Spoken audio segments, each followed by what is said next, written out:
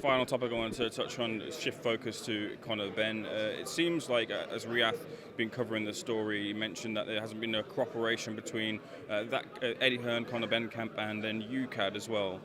What is the situation there? Why do you feel there's that lack of cooperation? Yeah, Riyadh's doing a great job on that story. I mean, I also spoke to Robert Smith on Saturday and put some stuff out. It was on TalkSport and on my own Twitter feed that Robert said they haven't had anything back from Conor Benn and Eddie Hearn. It's a real shame. I mean, I can't understand it. It's one of the weirdest stories I've ever covered. It's gone on far too long. Where's the transparency? I know it's all sub judice or in legalese, tied up in legalese, but we need an answer. 270-page report went to the WBC just before Christmas. I mean, I'm chasing Mauricio Suleiman for an answer. He said, look, it's highly legal. There's no answer at the moment. We just need an answer. I mean, and Eddie's talking about Conor Benn fighting. You know, I'm a real fan of Conor Benn. Always have been. If he can clear his name, clear his name. Let's get some transparency, because it just there's a cloud hanging over the sport, over that issue, and because you cannot fight if you haven't been cleared, in my view.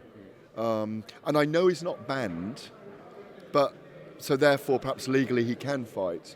But you need clarification on these issues. If you test positive for a banned substance, obviously it was in his body twice when the substances were taken, when urine or whatever it was he gave. So, it needs rectifying, it needs clarifying, because it's not tied up yet, and it needs tying up.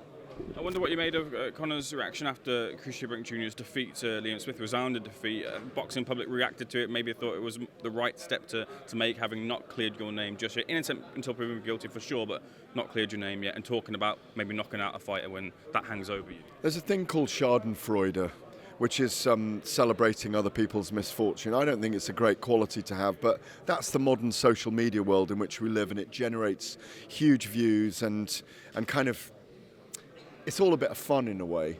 Like, if Conor and Chris fight eventually, rather like their fathers today who go on tour with Gold Star Promotions, they'll be friends one day, 20 years from now.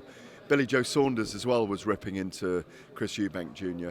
It's just, when people like Chris, they strut like a peacock and put themselves out there and, be the heel and all those things.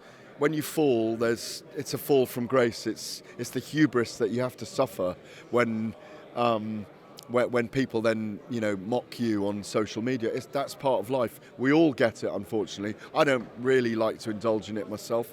I'd rather do it face to face. What we used to call bants or banter. It's called bants now, but it's banter and it's fun. I mean, it's just makes the fight bigger when they do actually fight, and I hope they do fight one day, and it'll probably be at middleweight. But it's all part of the game, isn't it? Yeah, I'm going to leave a lot on the table. We can speak about it another time, but it's been a pleasure speaking to you. Thanks so much for speaking to Seconds Out. Looking forward to more interviews with you. Cheers. Appreciate you, sir.